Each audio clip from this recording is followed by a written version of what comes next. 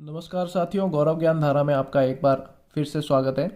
बाल विकास का पार्ट 2 में आज लेकर आपके सामने हाजिर हूँ।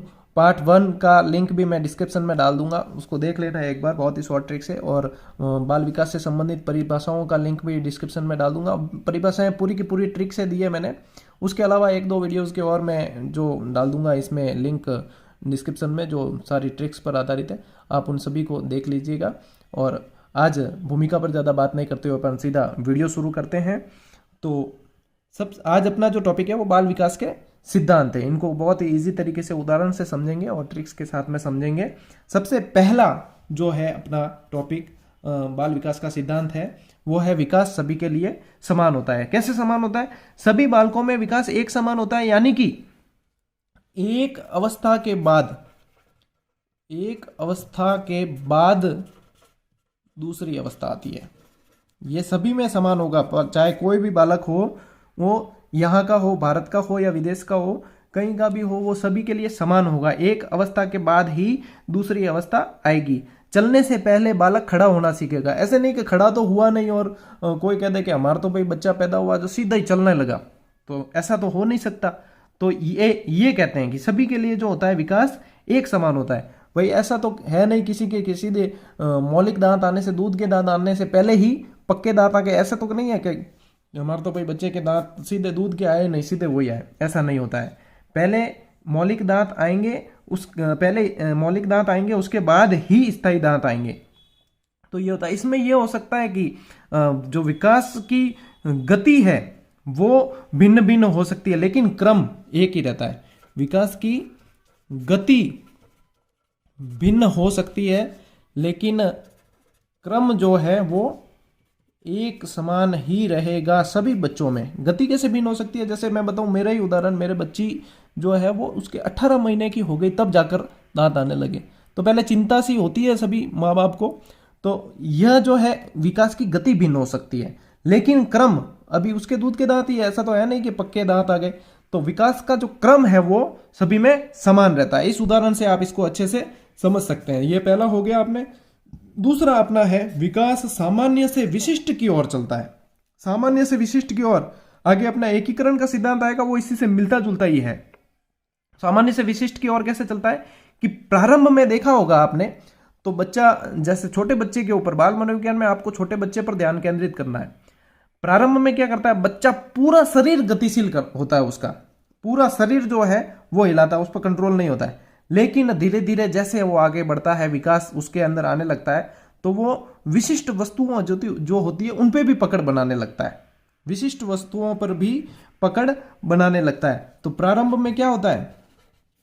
प्रारंभ में पूरा शरीर उसका गतिशील है, और फिर बाद में विशिष्ट वस्तुओं पर भी वो पकड़ बनाने लगेगा, विशिष्ट पर भी पकड़ बनाने लगेगा। तो आप समझ सकते हैं कि इसमें क्या होता है। अब जैसे मैं बताऊं एक और उदाहरण, बच्चे को देखा होगा तो आपने ऐसे हाथ और मिलाता है, ऐसे जो छोटे बच्चे को अपन देखते हैं उसका कोई कंट्रोल नहीं होता है उस पर, है ना। या कोई वस्तु दोगे आप उसको, खिलौना भी दे दोगे तो दोनों हाथों से झपट कर ले लेगा। तो वो देखो दोनों हाथ, यानी कि पहले तो क्या है उसका सामान्य ही है, दोनों एक हाथ पे उसकी पकड़ है नहीं, दोनों हाथों से पकड़ेगा, तो वो पहले उसका सामान्य चल रहा है। फिर धीरे धीरे जैसे बड़ा होगा तो वो दोनों हाथों से भी पकड़ सकता है। तो ये उसकी जो होगी विशिष्ट की ओर आ रहा है अब वो। और मैं बताऊं आपको, पहले जो है बच्चा छोटे छोटे शब्द बोलता है ना, मामा, पापा और दादा, बहुत खुश होते हैं, दादा, पापा, मामा और मम्मी, ऐसे शब्द बोलता है ना। तो ऐसे प्रारंभ में ऐसे ऐसे ही बोलता है। आपने एक ऐड भी देखी होगी, एक एडवर्टाइज, अभी तो आनी बंद हो गई है वो एडवर्टाइजमेंट, कि उसमें जो है कैमरे की ऐड थी और उसमें बताते हैं छोटे बच्चे को कि बोलो पापा, पापा बोलता है, उसके पापा बोलते हैं, फिर मम्मी, तो मम्मी बोलता है, फिर उसके पापा की जो है एक्सपेक्टेशन बढ़ जाती है। देखो सभी पेरेंट्स की जो है एक्सपेक्टेशन अपने संतान से बहुत बढ़ती है। तो फिर वो धीरे से फिर वो बोलते हैं कि बोलो बेटा चिकू स्लोवाकिया, तो फिर बच्चा फर्र कर देता है, नहीं बोलता है। तो यही तो है, यही ये सिद्धांत है। आप टीवी भी ध्यान से देखेंगे तो आपकी साइकोलॉजी पढ़ती मतलब इजी होती चली जाएगी। मैंने तो आपको पहले ही बताया कि जब आप यहाँ पर पढ़ रहे हैं साइको, तो फिर टेंशन ले काई को, बिल्कुल इजी वे में अपन पढ़ लेंगे इसको और लगेगा ही नहीं कि हमारा इतना जो भारी टॉपिक था वो इतने आसानी से क्लियर हो गया। तो यही है सामान्य से विशिष्ट की ओर। पहले सामान्य शब्द बोलेगा, फिर वो जो है कठिन शब्द भी बोल सकता है कि नहीं। तो यही जो अपना दूसरा विकास का सिद्धांत यही कहता है। अपना तीसरा विकास का सिद्धांत है कि विकास सतत होता है। विकास सतत होता है। सतत कैसे होता है कि सतत कैसे होता है कि शैशव अवस्था और किशोरावस्था में विकास जो है स्पष्ट दिखता है, लेकिन अन्य अवस्थाओं में नहीं दिखता है, पर सतत चलता ही निरंतर। सतत का मतलब क्या है? निरंतर चलता रहता है। विकास रुकता नहीं है कभी भी। वृद्धि रुक सकती है लेकिन विकास नहीं रुक सकता। यह मुख्य अंतर उसमें होता है। हम चाहे बूढ़े हो जाएंगे ना, बूढ़िया हो जाओ तो भी अपन विकास तो चालनो ही है। जब तक कहते हैं जब तक जीना है तब तक सीना है, तो जब तक जीना है तब तक सीना ही है। तो ऐसी तरीके से विकास है, वो विकास भी निरंतर चलता रहेगा। सतत का मतलब आप निरंतर रखें ध्यान में तो आपका क्लियर हो जाएगा। कैसे? अब वृद्धि तो चलो शारीरिक होती है तो वो रुक भी जाती है। अब जैसे पहले ऑनलाइन इतना काम नहीं होता था, तो अब ऑनलाइन होने लग गया तो मोबाइल ज़्यादा यूज़ में आने लगे। तो क्या जो बूढ़े थे उन्होंने मोबाइल को सीखा नहीं क्या? तो यह सीखना पड़ता है और यही तो विकास है। तो विकास जो है वो सतत चलता ही रहता है और कभी भी रुकता नहीं है। बस किसी अवस्था में वो दिखता है और किसी अवस्था में वो दिखना बंद हो जाता है। दिखता नहीं है लेकिन चलता रहता है। तो यह था अपना तीसरा विकास का सिद्धांत जो क्लियर हो गया। अब चौथा है अपना विकास की गति भिन्न भिन्न होती है। मैंने यहां पर भी बात की थी यहां पहले सिद्धांत के अंदर कि विकास की गति भिन्न भिन्न हो सकती है लेकिन क्रम समान रहता है। तो यह भी इसका एक उदाहरण है। जो दांत निकलने वाला मैं उदाहरण आपको दे रखा था कि यदि हम अपने मोहल्ले के ही छोटे बच्चों का अध्ययन करें और ध्यान दें तो देखेंगे कि किसी के 7 महीने में दांत निकले, किसी के 10 महीने में निकले, किसी के 15 में, किसी के 18 में। तो सभी की गति जो है अलग अलग हो सकती है। अमूमन यह देखा जाता है कि जुड़वा जो बच्चे होते हैं उनमें अमूमन यानी ज्यादातर जो है प्राय उनमें विकास की गति जो होती है, विकास की गति जो होती है वह अमूमन समान रहती है। जुड़वा में ज्यादातर समान रहती है। अब ऐसा नहीं है कि वो रोएगा तो वो भी रोएगा, दूसरा बच्चा भी रोएगा। ऐसा फिल्मों तक ही सीमित है, वो पिक्चरों तक सीमित है। लेकिन यहाँ पर ये समान रहती है लेकिन ऐसा इतना वो नहीं होता है। तो ये अपना था विकास का चौथा सिद्धांत। आगे बढ़ते हैं। उम्मीद है समझ में अच्छे से आ रहा होगा। कोशिश पूरी कर रहा हूँ मैं आपको समझाने की। और इसी तरीके से मैंने भी पढ़ा था। मैं इसलिए क्लासें मैंने लेनी शुरू की है क्योंकि मैं इस दौर से निकला हूँ और किस तरीके से निकला हूँ, किस स्ट्रेटेजी से निकला हूँ वो मुझे ही पता है। क्यों? क्योंकि जो उस रास्ते से चल सका वो अच्छे से आपको बता सकता है कि हम इस तरीके से निकले और आप भी इस तरीके से आसानी से निकल सकते हैं। आपको पता है आज आवेदन फॉर्म की डेट जो निकल गई है और लगभग जो है 16 लाख से प्लस ही है। लगभग राजस्थान के जो सबसे अधिक कार्यकाल के मुख्यमंत्री रहे थे ना, उनके कार्यकाल के बराबर लाख के अंदर फॉर्म्स आ गए हैं। तो तैयारी निश्चित तौर पर आपको बहुत ही कमर कस के करनी पड़ेगी और करिए कमर कस के, बिल्कुल आपको सफलता मिलनी ही मिलनी है, ऐसा मेरा विश्वास है। अब अपन पांचवें सिद्धांत की ओर बढ़ते हैं। पांचवा सिद्धांत यह कहता है कि विकास समग्रता से विभेदीकरण की ओर बढ़ता है। समग्रता से विभेदीकरण को इसको समझते हैं। देखो शब्दों पर, शब्द कठिन ही है इसमें लेकिन उसको इजी हमको बनाना है, इसीलिए मैं आपके समक्ष आया हूं। तो समग्रता से यानी कि क्या अपन देखेंगे, बच्चा जो है उम्र जैसे जैसे उसकी बढ़ती है तो बालक वस्तुओं में भेद करना सीखता है, भेद करना सीखेगा, तुलना करना सीखेगा, तुलना भी वो कर सकेगा। जैसे जैसे उसकी उम्र बढ़ती जाएगी वो तुलना करना सीखेगा और यही सीखते सीखते वो किस में अंतर करने लगेगा, वह ध्वनियों में अंतर पहचानने लगेगा। ध्वनि के अंदर वह देखने में, दृष्टि में भी अंतर वो देखने में भी पहचानने लगेगा अंतर। वह संवेदनाएं आएगी आगे मैक्डुगल और मैं आपको बताऊंगा इनसे काफी जो सवाल बनते हैं। संवेदनाओं में इमोशंस जो होती हैं वो उनमें भी अंतर समझने लगता है। ध्वनि में आप उसकी माँ की आवाज़ वो अच्छे से पहचान लेगा, उसके पापा की पहचान लेगा, लेकिन कोई अनजान व्यक्ति होगा तो वो बिल्कुल ही डर जाएगा या रो देगा। देखने से भी वो पहचानने लगता है, संवेदनाएं उसको छूने से भी वो पहचान लेता है कि कौन मेरा है कौन अनजान है। यही चीज समग्रता से विभेदीकरण की ओर ले जाता है, समग्रता से विभेदीकरण की ओर ले जाता है। अब छठा, विकास में सह संबंध होता है। सह संबंध बिल्कुल अच्छे से समझ जाओगे। सह संबंध यानी कि शारीरिक विकास और मानसिक। जिसका मानसिक विकास बच्चे का अच्छा होगा उसका शारीरिक विकास भी अच्छा होगा, और जिसका शारीरिक अच्छा होगा उसका मानसिक भी अच्छा होगा। कहते हैं ना, एक स्वस्थ शरीर में स्वस्थ मस्तिष्क होता है। तो यही इसमें आया है कि शारीरिक अच्छा है तो मानसिक, और इनका मतलब आपस में सहसंबंध होता है। अब इसमें इसका व्युत्क्रम भी होता है, जैसे कि कई बार क्या होता है, उसमें मैं बता दूं आपको, समायोजन में एक शब्द आएगा क्षतिपूर्ति। तो क्षतिपूर्ति के अंदर भी आप देखते हैं कि यदि कोई बच्चा या बच्ची जो भी है, कोई भी इंसान यदि विकलांग है तो उसके अंदर एक दूसरी छुपी हुई प्रतिभा होती है जो संबंध बनाती है उसको संघर्ष करने का, जीवन को जीने के लिए जो आवश्यक होता है उसमें ये संबंध बना देती है। तो व्युत्क्रम भी संबंध होता है लेकिन ये सह संबंध भी होता है। तो विकास के अंदर क्या होता है, सह संबंध होता है, शारीरिक और मानसिक सह संबंध होता है। यह चीज आपको अच्छे से ध्यान में रखनी है। अब अपना आ जाता है सातवां सिद्धांत। सातवां सिद्धांत यह कहता है कि स्त्री पुरुष में विकास दरों में अंतर होता है। स्त्री पुरुष में विकास दरों में अंतर होता है।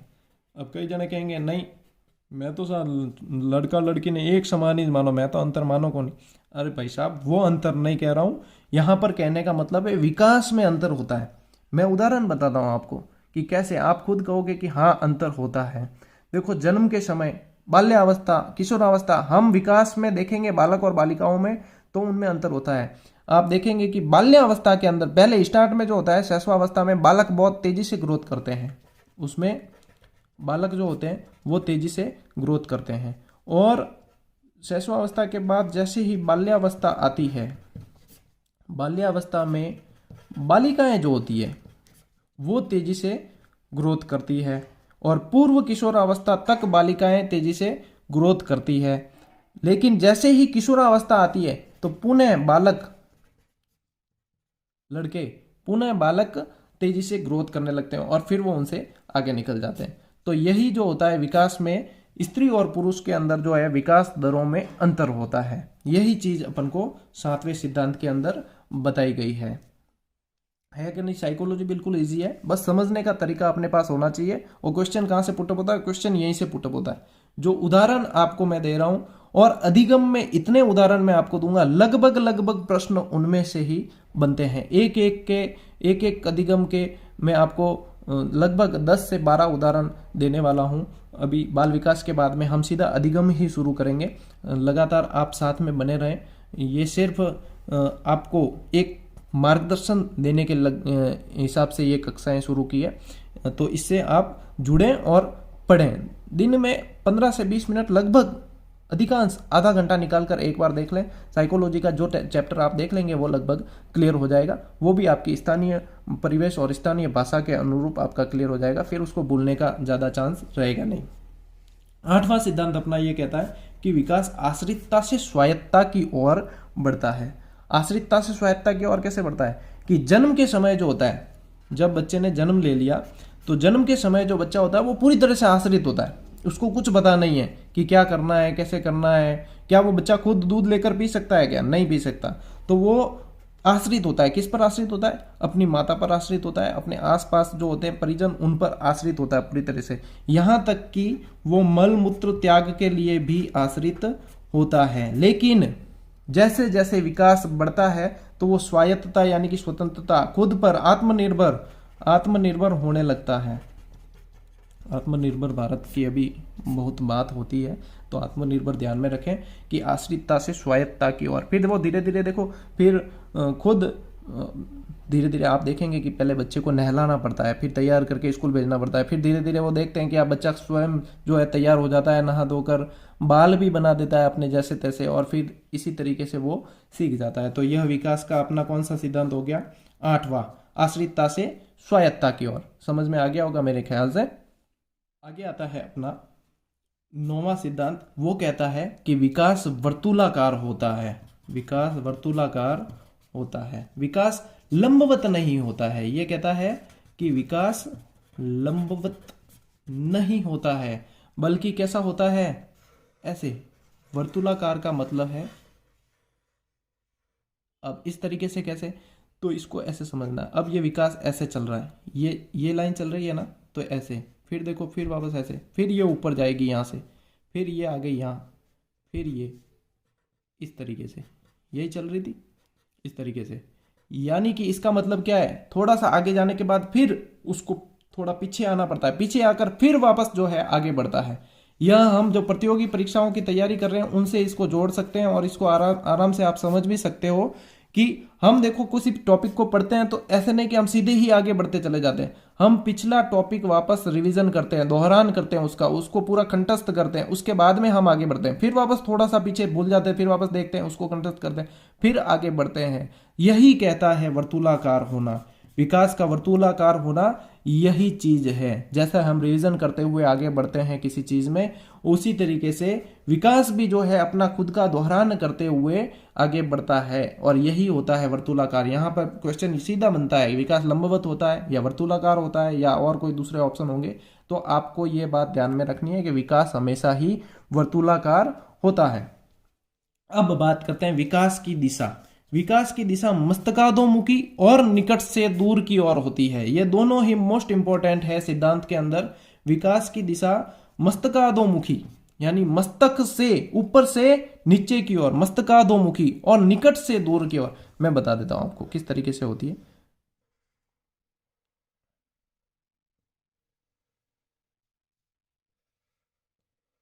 मस्तकाधोमुखी होता है और निकट से दूर की ओर होता है। अब मस्तकाधोमुखी का मतलब है ये इस तरीके से, मस्तकाधोमुखी, मस्तक से अधोमुखी। और निकट से दूर का मतलब है ये, निकट से दूर, यानी पहले निकट से दूर, यानी कि बच्चे का जब विकास होता है गर्भावस्था में, तो सबसे पहले उसका हृदय बनता है, उसका हृदय का निर्माण होने लगता है, धड़कन चलने लगती है। उसके बाद में दूसरे अंग बनते हैं, हाथ और पैर सबसे बाद में बनते हैं, और उंगलियां और भी उनके बाद में बनती है। यही कहता है निकट से दूर का सिद्धांत।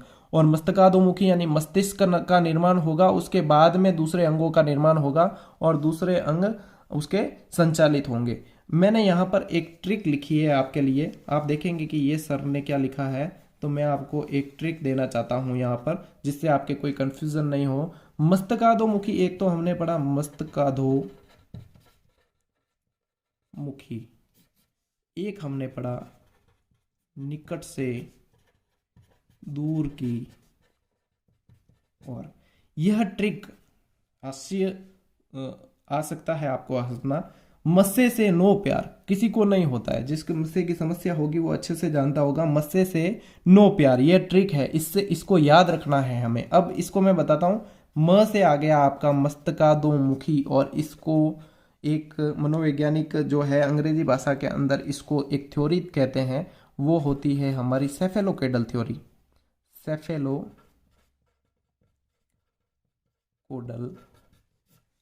थ्योरी।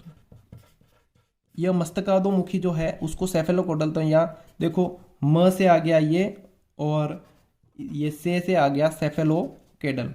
मस्से से नो प्यार, ठीक है। मस्तकाधोमुखी म और सेफेलोकेडल, बस ये ध्यान में रखना है। कई बार मस्तकाधोमुखी नहीं आकर यह शब्द आ जाता है, और हम अगर इसको अच्छे से याद नहीं रख पाए तो हम वहां पर गलत कर देते हैं। दूसरा है हमें निकट से दूर की ओर, निकट से दूर की ओर, तो न से निकट, ये आ गया नो से निकट, और दूर, निकट से दूर की ओर। यहां पर मैंने लिखा है शब्द नो प्यार, तो प्यार यानी कि प से शुरू होगा, और उसको बोलते हैं प्रोक्सिमोडिस्टल, प्रोक्सिमोडिस्टल थ्योरी, प्रोक्सिमोडिस्टल थ्योरी। अब देखो सेफेलोकोडल और प्रोक्सिमोडिस्टल बोलने में भी बहुत ही कठिन शब्द है, इसीलिए इसको ट्रिक से याद करना है, और यह ट्रिक से याद करते ही 100% हमारे सही हो जाएंगे। 1% भी गलत होने का चांस नहीं रहता है। और ये दोनों ही मोस्ट मोस्ट इंपॉर्टेंट सिद्धांत के अंदर ये दोनों सिद्धांत आते हैं। और एकीकरण का सिद्धांत जो हमने आगे पढ़ा था वही उसी का दूसरा रूप है, जिसमें मैंने आपको बताया था कि पहले संपूर्ण अंग को बच्चा जो है हिलाता है, उसके बाद में अपने विशिष्ट अंगों को संचालित कर सकता है। यानी कि पहले जो है वो पूरा हाथ हिलाएगा किसी चीज को लेने के लिए, उसको पता नहीं है कि अंगुलियां भी काम करती है। फिर बाद में धीरे धीरे जो है वो अंगुलियों पर नियंत्रण करना सीखेगा, तो फिर धीरे धीरे वो अपने इच्छा के अनुसार किसी भी चीज को पकड़ सकता है, उसको संचालित कर सकता है अपने अंगों को। वही कहता है हमारा एकीकरण का सिद्धांत। और इसी के साथ में अपने बाल विकास के सिद्धांत पूरे हुए। यह बाल विकास का पार्ट 2 था। बाल विकास का पार्ट 3 जल्दी ही 2-3 दिन में मैं आपके समक्ष लेके आ जाऊंगा, और उसमें हम पढ़ेंगे विकास के सोपान पढ़ेंगे। आने वाले उसमें वीडियो में हम पढ़ेंगे विकास के सोपान। विकास के सोपान के अंदर मैं आपको शैशव अवस्था, बाल्यावस्था और किशोरावस्था की वो सारी ही अवस्थाएं और वो सारे ही नाम बता दूंगा। सारे 10-15 किताबों का वो निचोड़ होगा आपके सामने, जिसमें से प्रश्न आने के बाद में कहीं भी जाना मुश्किल है, असंभव है। तो वो सारे नाम आ जाएंगे आपके कि कौन सी मुस्कान की अवस्था है, कौन सी वैचारिक क्रिया की अवस्था है, कौन सी खेल की आयु है, कौन सी दल भक्ति की अवस्था है। और सवाल ज्यादातर बाल विकास में इन्हीं में से आते हैं कि ये कौन सी अवस्था में होता है। तो वो लगभग सारी मैं आपके सामने रख दूंगा और उन पे चर्चा भी करेंगे और उसको पूरी तरह से क्लियर कर देंगे हम। तो ये आने वाला आगामी टॉपिक है। इसको शेयर और उन तक जरूर पहुंचा देना जिनकी इनको सख्त ज़रूरत है। इस वीडियो को लाने में लगभग 4-5 दिन का समय लग गया, क्योंकि हमारा साहित्य से थोड़ा जुड़ाव है और एक साहित्य संगोष्ठी की तैयारी हम कर रहे थे, और वो गोष्ठी कल ही संपन्न हुई है सकुशल। तो इस वजह से थोड़ा सा डिले हो गया। आगे निरंतरता का बिल्कुल ध्यान रखा जाएगा। All the best.